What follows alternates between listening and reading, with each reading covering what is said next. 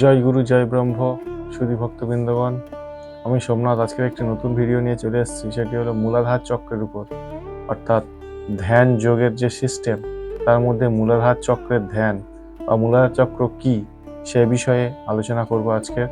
তো মূলাধার চক্র আমাদের শরীরের সপ্ত ভূমির মধ্যে প্রথম ভূমি।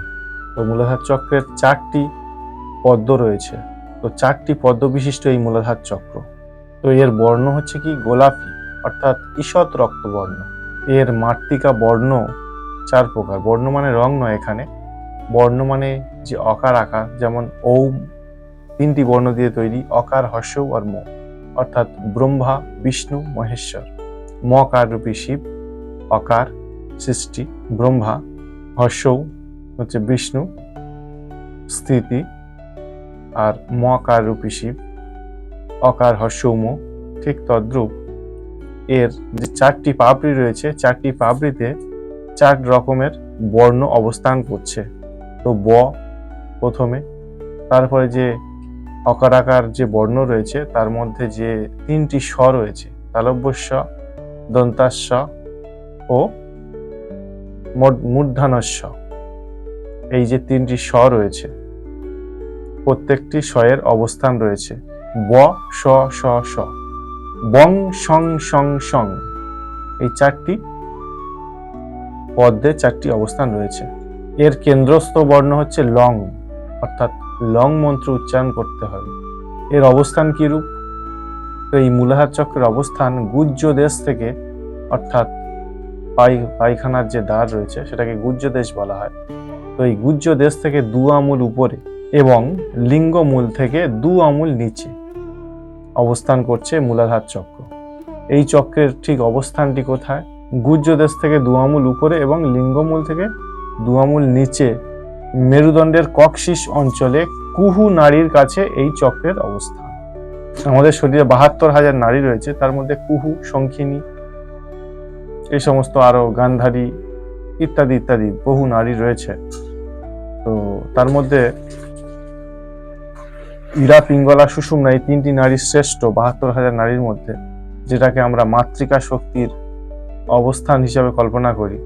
সাধক যোগের পন্থা অবলম্বন করে এই 3টি নারীর মাধ্যমে এই চক্র পৃথিবী তত্ত্ব প্রকাশ করে। এই মূলাধার চক্রের দেবতা হচ্ছে ব্রহ্মা ও দেবী হচ্ছে ডাকিনী।